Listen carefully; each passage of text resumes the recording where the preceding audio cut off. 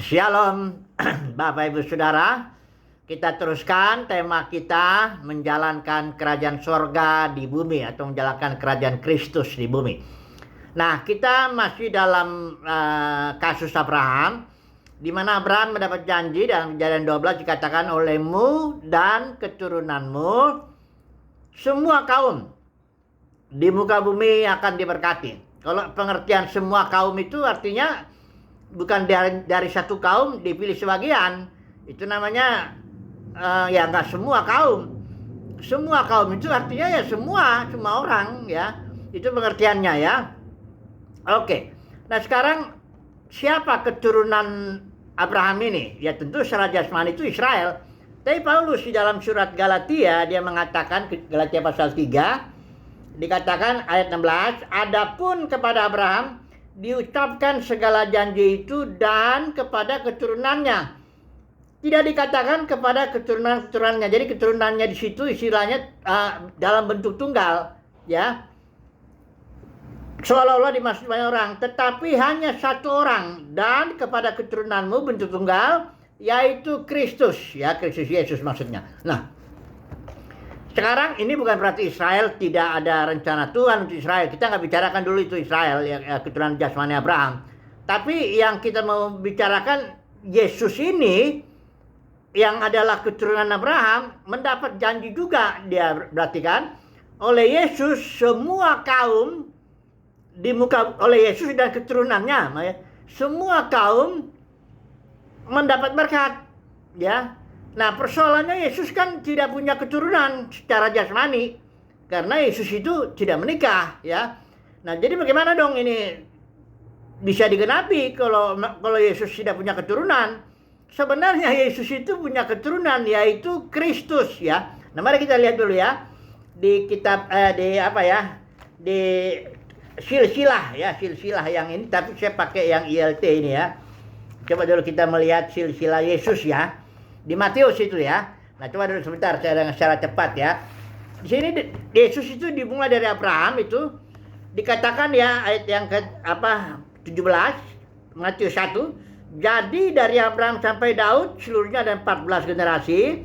Dari Daud sampai pembuangan ke Babylon ada 14 generasi. Dan dari pembuangan ke Babylon sampai Kristus itu 14 generasi. Nah mari kita hitung dulu ya. Satu yang generasi yang dari Abraham ini sampai Daud. Itu Abraham dihitung satu, ya. Terus Daud itu nomor 14. Kalau sudah hitung itu ya. 14 generasi. Kemudian dari Salomo hitung satu. Terus turun sampai ke Jekonya, ya. Itu 14 sebelum pembuangan itu ya. Nah, setelah di dalam pembuangan ya. Nah, baru keturunan dari Shealtiel itu ya, dari Jekonya kan punya anak Shealtiel. Shealtiel itu hitung satu. Kemudian dihitung sampai Yesus itu cuma 13. Yang ke-14-nya itu baru Kristus. Berarti Yesus punya keturunan yang adalah Kristus. Korporat.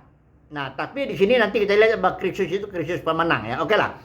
Jadi artinya Yesus punya keturunan yang namanya Kristus, ya. Gereja pemenang itu ya. Yang diurapi ya itu Kristus tadinya. Nah, jadi janjinya apa? Olehmu dan keturunanmu yaitu Kristus semua kaum akan mendapat berkat. Kita udah tahu tadi pengertian semua itu ya harus semua manusia. Jadi melalui Kristus yang adalah keturunan Yesus, maka semua kaum di muka bumi akan diberkati. Oke. Nah sekarang kita melihat dulu ya. Kristus ini kan berbentuk kerajaan.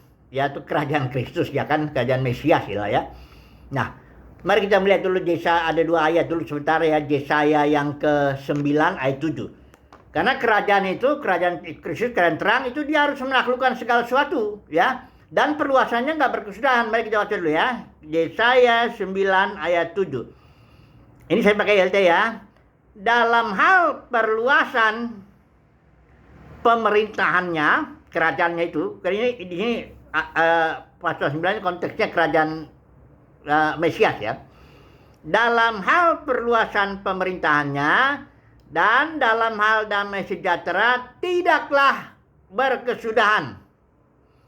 Kalau bahasa Inggrisnya, of the increase of his government, there will be no end. Nggak ada akhirnya. Artinya seperti terang, itu terus terang itu terus sampai dia menaklukkan gelap.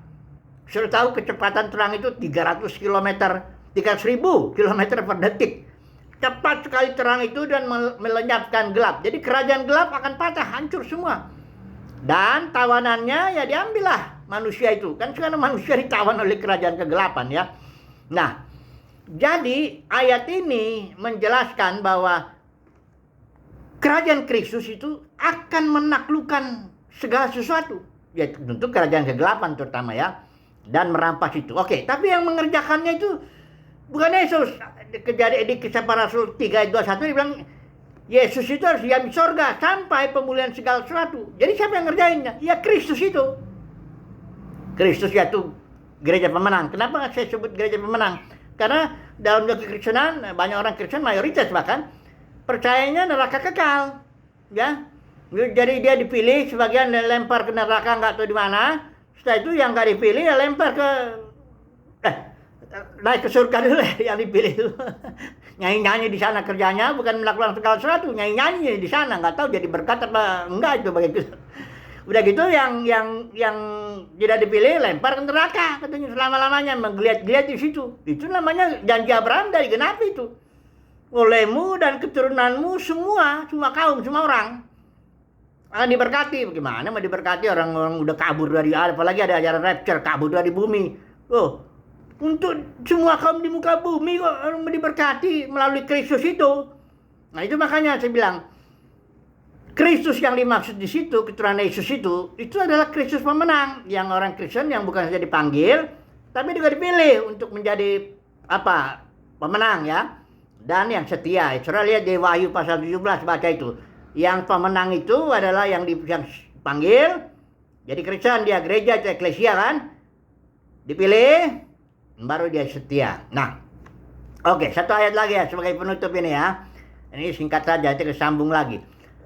Ayat itu nggak usah kita baca lah karena sudah biasa dibaca itu. Roma pasal 8 ayat 19 sampai 21 ya. Kristus itu, para pemenang putra-putra Elohim itu akan menaklukkan segala sesuatu dan akan membebaskan ciptaan dari perbudakan kebinasaan. Ketika kedatangan Tuhan kedua kali ya biasa disebut begitu, itu akan tampil itu Kristus pemenang, keturunan Yesus ya. Untuk apa? Untuk membebaskan ciptaan, bukan untuk dibawa kabur dari bumi ini, enggak.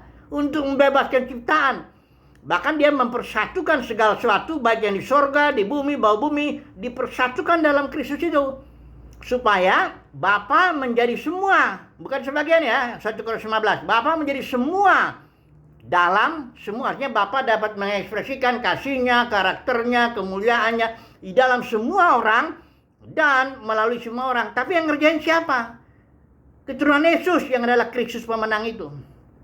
Nah, kesimpulannya semoga saudara dan saya ambil bagian dalam atau terpilih menjadi Kristus pemenang. Tapi saya punya keyakinan yang kuat bahwa orang yang megang doktrin neraka kekal ya nggak ambil bagian lah. Kitab Amos pasal 3 bilang, berjalankah dua orang kalau misalnya nggak sepakat? Sementara kerajaan Kristus ini mau menjalankan itu Yesus itu dan orang-orang di dalamnya itu untuk melakukan segala sesuatu, tahu ini ada orang anggota Kristus juga, tapi dia punya rencana yang lain. Ya, kita akan pergi ke surga menjauh di sana, sementara kita biarin aja nih orang-orang di neraka menggeliat-geliat selama-lamanya. Ya jelas lah nggak dipakai lah ya. Di dunia ini ya masih, tapi ketika zaman berikut kedatangan Tuhan Yesus kedua kali itu bisa disebut, itu disitulah kerajaan Kristus ditegakkan sepenuhnya. Biasa disebut kerajaan 1000 tahun ya atau milenium ya. Nah, jadi kembalilah tema kita, menjalankan kerajaan Kristus di bumi. Jangan mau pergi-pergi dari bumi ya. Di kitab Mazmur dibilang bumi ini diberikan untuk manusia. Sorga itu punya Tuhan. Nanti sorganya yang turun ya. Kita nggak perlu mikir-mikir sorga. Kita sekarang sudah dalam sorga kok. Kerajaan sorga sudah dalam diri kita. Kerajaan Kristus juga sudah di dalam diri kita. Buat apa lagi kita pergi ke sana?